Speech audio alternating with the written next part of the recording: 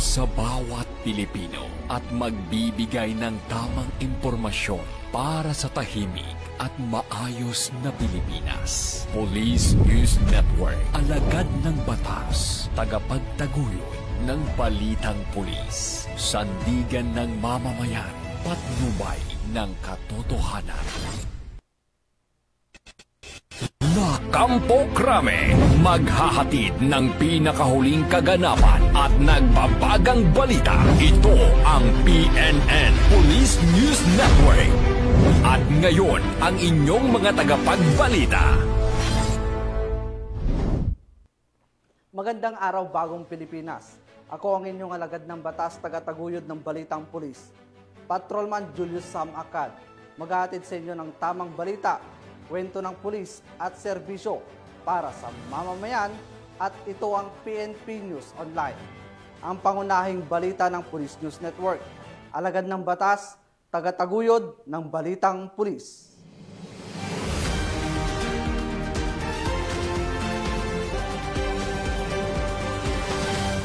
Narito ang mga balitang dapat niyong abangan. Illegal na droga na aabot sa 74.8 milyong pisong halaga ng shabu nasabat mula sa 2 lalaki sa Matnog, Sorsogon. Mahigit 2 milyong pisong halaga ng puslit na sigarilyo na kumpiska sa Comelec checkpoint sa Maguindanao del Norte. At armas at iba pang kagamitan na recover sa counterinsurgency operation sa Iloilo.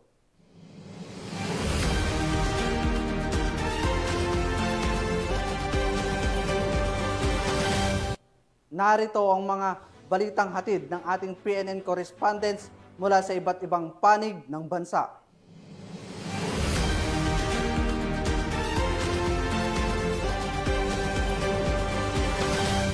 Simulan natin ang balita mula sa bahagi ng Luzon.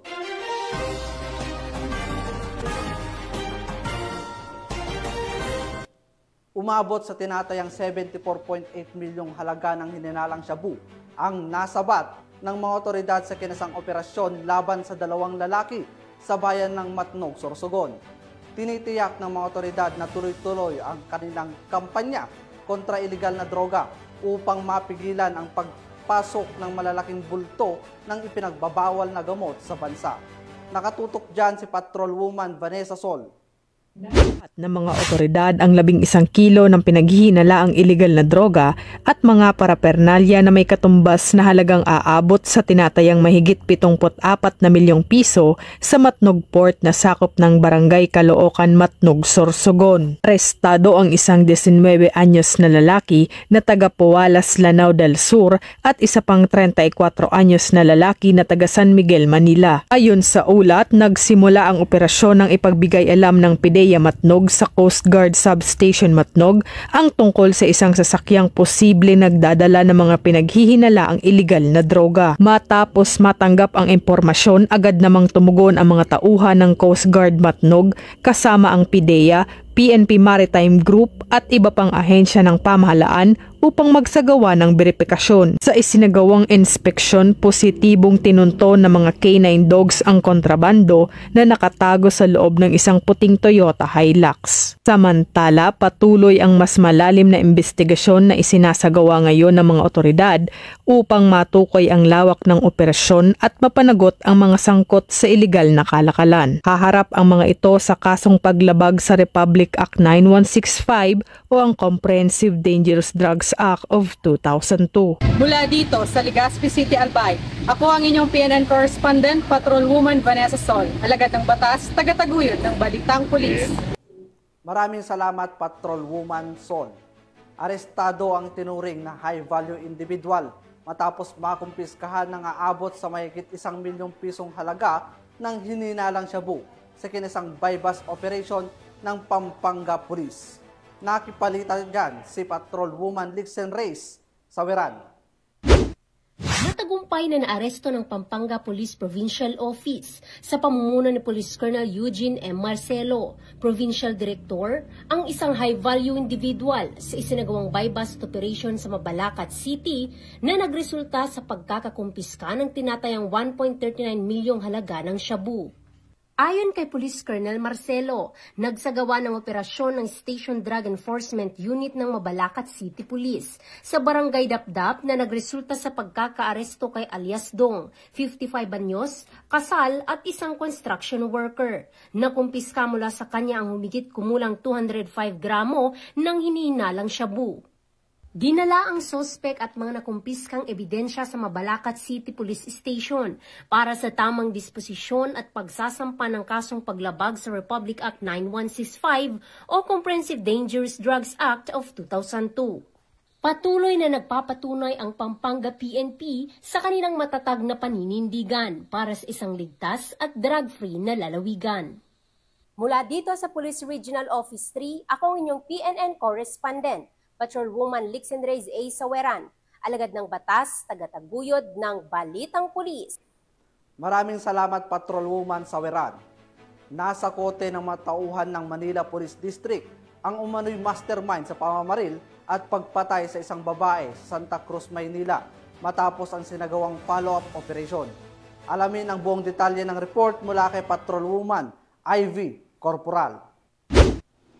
Naaresto ng Santa Cruz Police Station 3 Intelligence Unit sa follow-up operation ang 36 anyos na alias Punggay na itinuturing na mastermind sa pamamaril at pagpatay sa 29 anyos na si alias Enang sa Santa Cruz, Maynila.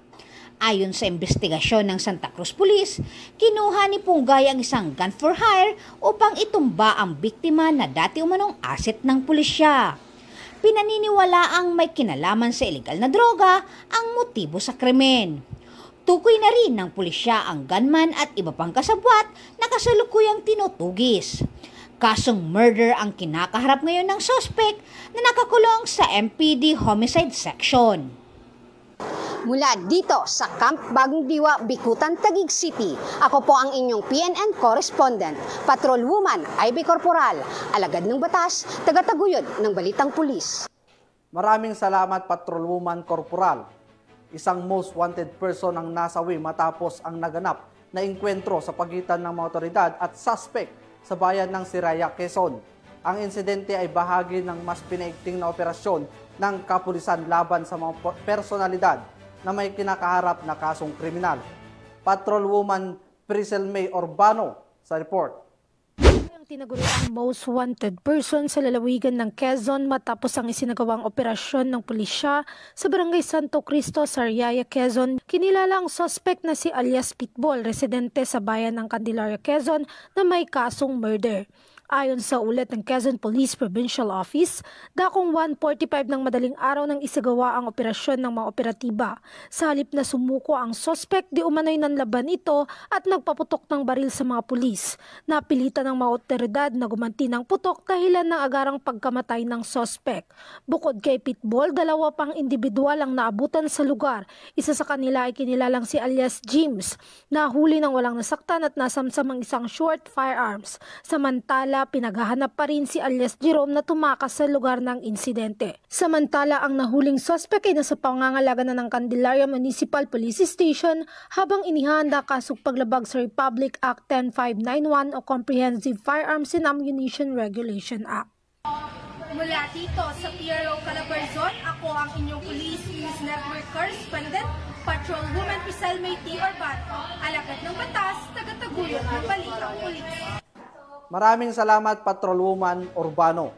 Bumagsak sa kamay ng mga otoridad ang isang lalaking nakatalang top 9 most wanted person sa reyon dahil sa kasong qualified rape sa sinagawang operasyon ng pulisya sa bayan ng San Manuel, Isabela. Magbabalita dyan si Patrolwoman Rachel Ladesma. Ng otoridad ang ikasyam sa listahan ng Regional Most Wanted Person sa Cagayan Valley dahil sa kasong qualified rape ng isang minor de edad sa isinagawang operasyon sa Barangay Santa Cruz, San Manuel, Isabela noong ika-25 ng Agosto taong kasalukuyan. Kinilalang suspect na si alias Ethan, 39 na anyos, may asawa, isang magsasaka at residente ng nabanggit na bayan. Ikinasang matagumpay na operasyon sa pamamagitan ng pinagsanib na persa ng Quezon Police Station at iba pang hanay ng Isabela Police Provincial Office at Regional Mobile Force Company. Ang warrant of arrest laban sa suspect ay inilabas noong 30 ng Hulyo taong kasalukuyan ng Regional Trial Court Branch 2 at walang inirekomendang piyansa para sa akusado. Ayon kay Police Brigadier General Roy B. Pareña, Regional Director ng Police Regional Office 2, ang pagka-aresto sa suspect ay patunay ng walang humpay nating kampanya para sa hustisya ng mga biktima ng karumal-dumal na krimen. Samantala, hindi titigil ang Police Regional Office 2 hanggat ang lahat ng mga wanted persons, lalo na yaong mga akusado ng pang-aabuso sa kababaihan at kabataan, ay hindi naiharap sa batas dahil ito ay malinaw na patunay na ang ating kapulisan ay may matatag na paninindigan sa pagbibigay proteksyon sa mga mahihina at pinaka-vulnerableng sektor ng ating lipunan. Mula dito sa Lambak ng Cagayan, ako ang inyong PNN correspondent, Patrolwoman Rich Ledesma, alagad ng batas, tagataguyod ng Balitang Pulis. Maraming salamat, Patrolwoman Ledesma. Dumalo si Police Brigadier General Dindo Reyes, Regional Director ng Police Regional Office 1 sa ginanap na Selection Committee meeting para sa Top Most Outstanding Police Officer sa La Union 2025 na idinaos sa Provincial Capital sa lungsod ng ito. Police Staff Sergeant John Del Supremo sa report. Na kategory natin. Dumalo si Police Brigadier General Dindo R. Reyes, Regional Director ng Police Regional Office 1, sa Selection Committee meeting para sa 10 Most Outstanding Police Officers in La Union 2025 na ginanap sa BAC Conference Room, Provincial Capital, lungsod ng San Fernando, La Union, nito lamang Agosto 27, 2025. Pinangunahan ni Police Brigadier General Reyes ang pagsusuri sa mga natatanging nagawa ng mga nominado, partikular sa pagpapanatili ng kapayapaan, kaayusan at kaligtasan sa buong lalawigan. Sa kanyang mensahe, hinimok niya ang mga kapulisan na huwag tumigil sa pagpapabuti ng kanilang serbisyo at palaging magsikap na maging huwaran sa kanilang tungkulin. Samantala, bahagi ito ng pulisiya ng Provincial Government of La Union na kilalanin ng mga natatanging pulis sa pamamagitan ng yearly search for the 10 outstanding policemen sa lalawigan ng La Union. Isang patunay ito na ang sakripisyo at dedikasyon ng ating mga alagad ng batas ay patuloy na kinikilala at pinahahalagahan ng pamahalaan at ng mamamayan. Mula dito sa Ilocos Region, ako ang iyong PNN correspondent, Police Staff Sergeant John Del Supremo, alagad ng batas, tagataguyod ng Balitang Pulis. Maraming salamat, Staff Sergeant Supremo. Nagsagawa ng lecture ukol sa anti-terrorism law at bomb threat awareness ang mga tauhan ng Police Regional Office Mimaropa para sa mga kabataan sa bayan ng Taytay, Palawan. Yan ang balitang hatid ni Patrolwoman Christine Lorenzo. Bilang bahagi ng pagdiriwang ng Linggo ng Kabataan 2025 na may temang Local Youth Actions for the SDGs and Beyond, nagsagawa ng lecture at symposium ang mga tauhan ng 401st Battalion Maneuver Company RMFB Mimaropa nito lamang 27 ng Agosto taong kasalukuyan sa Municipal Covered Court Barangay Poblasyon, Taytay, Palawan.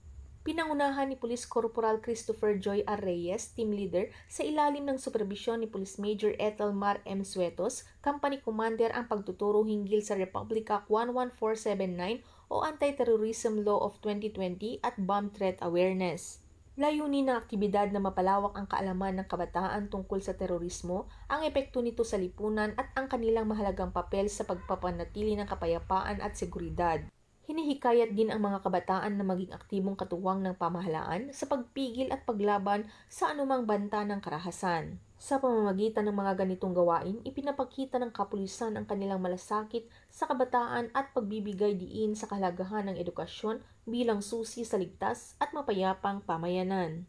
Mula dito sa Home of the Police, Eco Warriors, Calapan City, Oriental Mindoro, ako ang inyong PNN correspondent, Patrolwoman Christine Lorenzo, alagad ng batas, tagataguyod ng Balitang Pulis. Maraming salamat, Patrolwoman Lorenzo. Tunghayan naman natin ang mga balita mula sa Visayas.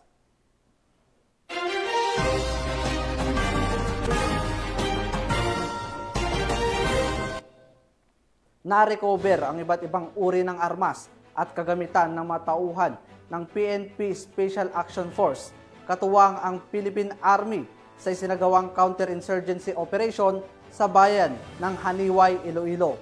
Sinisiguro naman ng PNP at AFP na magpapatuloy ang kanilang operasyon upang mapanatili ang seguridad at kapayapaan sa komunidad, lalo na sa mga lugar na apektado ng insurhensya.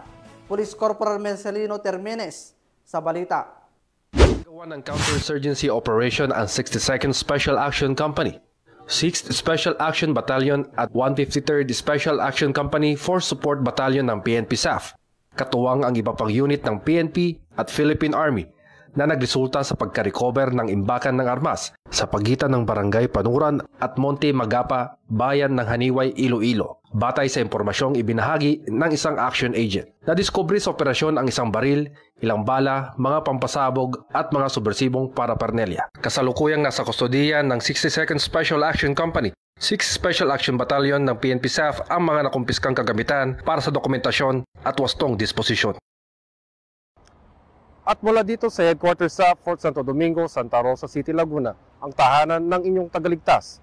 Ako ang inyong PNN correspondent, Police Corporal Marcelino Termenes, alagad ng batas, tagataguyod ng Balitang Pulis. Maraming salamat, Corporal Termenes. Tinatayang higit 1 milyong pisong halaga ng ilegal na droga ang nasamsam sa kinasang operasyon ng mga otoridad sa Molo, Iloilo. 3 high-value individuals naman ang naaresto sa naturang operasyon sa bahagi ng tuloy-tuloy na kampanya ng pulisya laban sa pinagbabawal na gamot. Patrolwoman Julibel Alvior sa report. Muling pinatunayan ng kapulisan na walang ligtas sa batas sa mga sangkot sa iligal na droga matapos na mahuli sa bitag ng kanilang operasyon ang 3 high-value individual sa Barangay South Baluarte, Molo, Iloilo City na nakuhaan ng tinatayang 1 milyon halaga ng hinihinalang shabu nito lamang ika-25 ng Agosto taong kasalukuyan. Kinilala ang mga suspect na sina alias Rodman, 26 anyos, house painter, alias Linin, 49 anyos, walang trabaho, at alias Ampay, 53 anyos, may asawa at wala ring trabaho, kapwa mga residente ng nasabing barangay. Ang matagumpay na operasyon ay pinangunahan ni Police Captain Roque C. Jimeno III, Officer in Charge ng Iloilo City Police Office, City Drug Enforcement Unit, katuwang ang PDEG Special Operations Unit 6 sa pamumuno ni Police Lieutenant Mark Vic B. Viloria at ang ICPO SWAT. Nakuha mula sa mga sospek ang humigit kumulang 150 gramo ng hinihinalang shabu na may halagang tinatayang 1,020,000 pesos. Agad na dinala sa PNP Forensic Unit ang mga nakumpiskang ebidensya para sa kaukulang pagsusuri, habang 3 nahuli ay nasa kustodiya na ng Iloilo City Police Station 4 at maharap sa kasong paglabag sa Republic Act 9165 o ang Comprehensive Dangerous Drugs Act of 2002.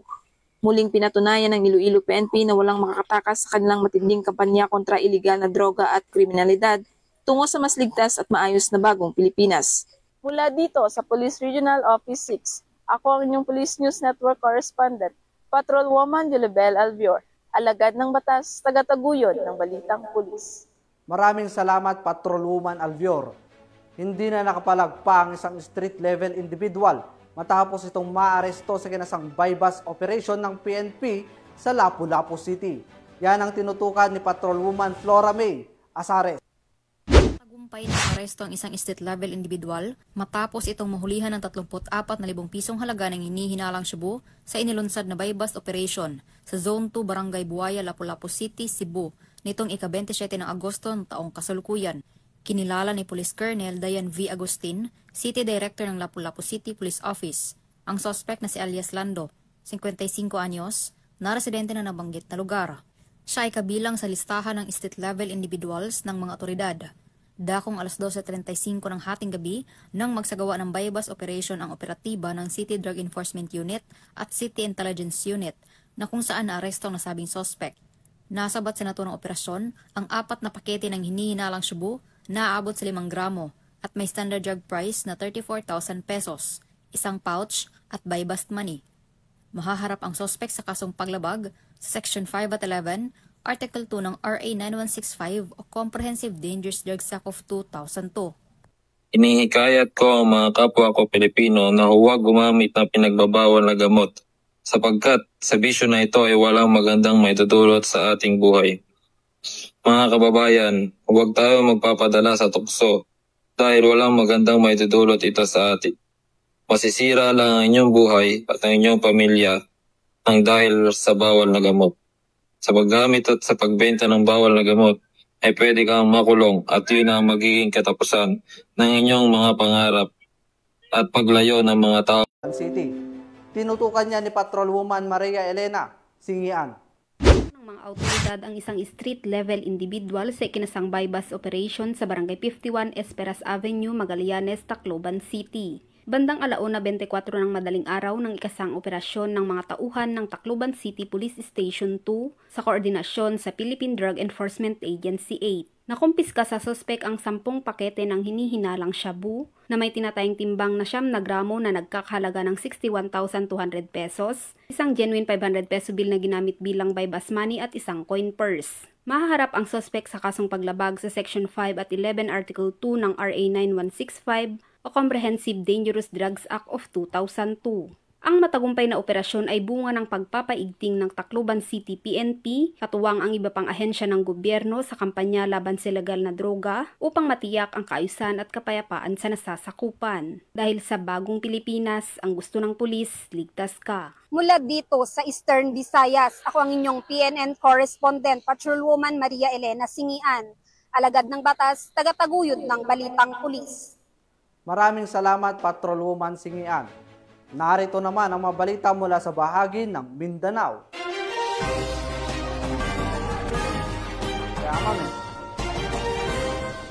Tinatayang 2.7 milyong pisong halaga ng smuggled na sigarilyo ang nasabat ng mga otoridad mula sa 2 individual matapos ang kinisang checkpoint sa bayan ng Parang, Maguindanao del Norte. Patuloy naman ang mahigpit na checkpoint operation lalo at nalalapit na ang eleksyon period sa Bangsamoro upang matiyak ang seguridad at mabawasan ang pagpasok ng mga ilegal na kalakal sa reyon. Narito ang report ni Patrolwoman Mary Chris Algabre. Nasabat ang tinatayang 2.7 milyong halaga ng smuggled cigarettes sa isinagawang Comelec checkpoint dakong alas 12:30 ng umaga noong ika-26 ng Agosto taong kasalukuyan sa bahagi ng barangay Nituan, Parang, Maguindanao del Norte. Kinilala ni Police Major Radzack S. Mosa, Chief of Police ng Parang Municipal Police Station, ang mga naarestong suspect na sina alias Ben, 45 anyos, residente ng Hulusulu, at alias Roland, 47 anyos at residente ng Ipil, Zamboanga, Sibugay. Sa naturang operasyon, nasamsamang nasa 150 kahon ng smuggled cigarettes na kinabibilangan ng 30 kahon ng Fort at 120 kahon ng Berlin na tinatayang nagkakahalagang 2,700,000 pesos. Nabigo ang mga suspect na magpakita ng kaukulang dokumento para sa kanilang kargamento, dahilan upang agad silang arestuhin sa paglabag sa Republic Act 10863 o Anti-Smuggling Act at Republic Act 10643 o Graphic Health Warning Law. Ang mga suspect ay kasalukuyang nasa kustudiya ng Parang Municipal Police Station habang ang mga nakumpiskang kontrabando ay na-turn over na sa Bureau of Customs para sa tamang disposisyon. Ang operasyong ito ay bahagi ng kampanya kontra smuggling. Hinimok ng kapulisan ng publiko na makipagtulungan sa pagbibigay ng impormasyon at tiniyak na magpapatuloy ang operasyon para sa ligtas at maayos na kalakalan sa Bangsamoro. Mula rito sa rehiyon ng Bangsamoro, ako ang inyong Police News Network Correspondent, Patrolwoman Mary Chris Algabre, alagad ng batas, tagataguyod ng balitang pulis. Maraming salamat, Patrolwoman Algabre. Isang top 6 most wanted person, provincial level ang nahuli ng PNP Highway Patrol Group Davao del Sur sa kinasang Manhunt Charlie Operation sa Barangay Tokawal, Alabel, Sarangani Province. Ang report mula kay Patrolman Mark Roland Feliciano. Walang takas ang isang lalaki na top 6 most wanted person provincial level na may kasong rape at violation under Republic Act 7610 o Special Protection of Children Against Abuse, Exploitation and Discrimination Act sa ikinasang Manhunt Charlie Operation ng mga tauhan ng Regional Highway Patrol Unit 11 sa Barangay Tokawal, Alabel, Sarangani Province nitong nakarang araw. Kinilala ang suspect na si alias Roman, 21 taong gulang na taga Davao del Sur. Nagbigay naman ng pahayag si Police Captain Francis Jantakan sa nasabing operasyon. Ang Provincial Highway Patrol Team Davao del Sur ay matagumpay na naisagawa ang Manhunt Charlie Operation sa Barangay Tokawal, Alabel, Sarangani Province. Ang nasabing operasyon ay nagresulta sa pagka-aresto kay Rene sa bisa ng warrant of arrest sa kaso sa paglabag sa sexual abuse sa ilalim ng Section 5 Paragraph B ng RA 7610 na may inirekomendang piyansa na 72,000 pesos at kasong rape sa ilalim ng Article 266 Paragraph B ng RPC na inamyendahan ng RA 8353. Binasahan nga ang sospek ng kanyang karapatan sa salitang kanyang nauunawaan at ngayon ay nasa kustodiya ng Magsaysay Municipal Police Station para sa dokumentasyon at tamang disposisyon habang inaantay ang pagharap nito sa korte. Patuloy naman ang mga operasyon ng HPG sa pagtugis sa mga kilalang most wanted person at pakikipag-ugnayan sa mga PNP Territorial Unit sa nasabing rehiyon. Sa anumang katanungan, reklamo o impormasyon, ang himpilan ng Highway Patrol Group mula Luzon, Visayas at Mindanao ay palaging bukas upang kayo tulungan. Kami ang Highway Patrol Group, ang kakampi nyo sa kalsada na patuloy na magbibigay ng serbisyong HPG. Dahil dito sa ating bagong Pilipinas, ang gusto ng pulis, ligtas ka. At sa iba pang balitang serbisyong HPG, tumutok lamang sa aming YouTube channel at Facebook page na Police News Network. Mula sa tanggapan ng kakampi nyo sa kalsada, ako po si Patrolman Marco Roland Feliciano para sa Police News Network. Alagad ng batas, tagataguyod ng balitang pulis. Maraming salamat, Patrolman Feliciano. Arestado ang isang individual matapos ang matagumpay na drug by bus operation na ikinasa sa Tacurong City Police sa Sultan Kudarat. Magbabalita dyan si Patrolwoman Berlin Jean Cabunilas. Ng Sultan Kudarat PNP ang isang street-level individual sa isinagawang buy-bus operation sa Barangay D. Lidesma, Tacurong City, Sultan Kudarat, nito lamang ika-26 ng Agosto, 2025. Kinilala ni Police Lieutenant Colonel Hardimont A. Sibal, hepe ng Tacurong City Police Station, ang suspect na si alias Dats Abbas, 34 anyos, tricycle driver at residente ng Lambayong Sultan Kudarat. Bandang alas 7:49 ng gabi, isinagawa ng mga tauhan ng Tacurong City Police Station ang buy-bus operation kung saan nakumpiska mula sa suspect ang 49.65 na gramo na hinihinalang shabu may standard drug price na 337,220. Kumpiskado din ang mga iba pang non-drug items. Kasalukuyang nasa kustodiya na ng Tacurong City Police Station ang suspect at mahaharap sa kasong paglabag sa RA 9165 o Comprehensive Dangerous Drugs Act of 2002. Samantala, patuloy ang Tacurong PNP sa mga operasyon upang masugpo ang bintahan ng iligal na droga sa syudad. Mula dito sa General Santos City, ako po ang inyong PNN Correspondent, Patrolwoman Berlin Jean Cabunilas, alagad ng batas, tagataguyod ng balitang pulis. Maraming salamat, Patrolwoman Cabunilas. Matagumpay na naisagawa ng Police Regional Office 9 ang Collaborative Stakeholders Forum na nakatuon sa pagpapatupad ng pagpapalakas ng PNP 5-Minute Response Policy. Yan ang report na Patrolwoman Luis Marie Conde.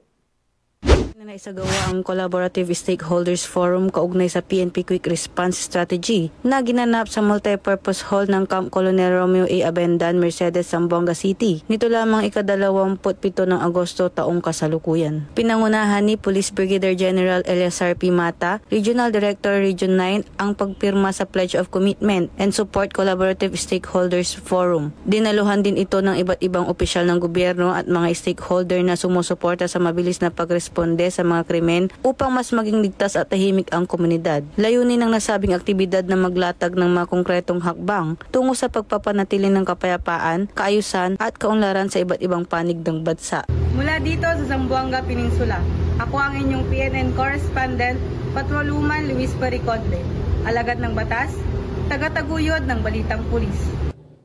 Maraming salamat, Patrolwoman Conde. At yan ang mga balitang nakalap ng ating PNN correspondents mula Luzon, Visayas at Mindanao. Sa ngalan ng pamunuan ng Philippine National Police, sa pangunguna ni Acting Chief PNP Police Lieutenant General Jose Melencio Manartates Jr.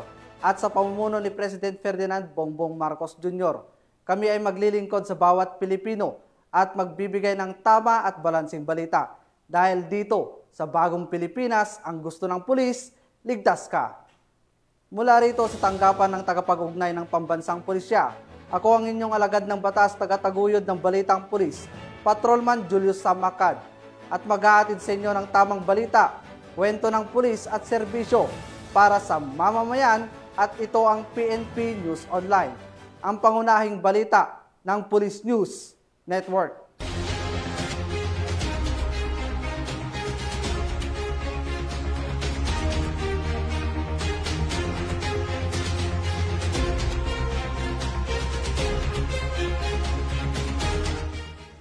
Police News Network, alagad ng batas, tagapagtaguyod ng balitang pulis.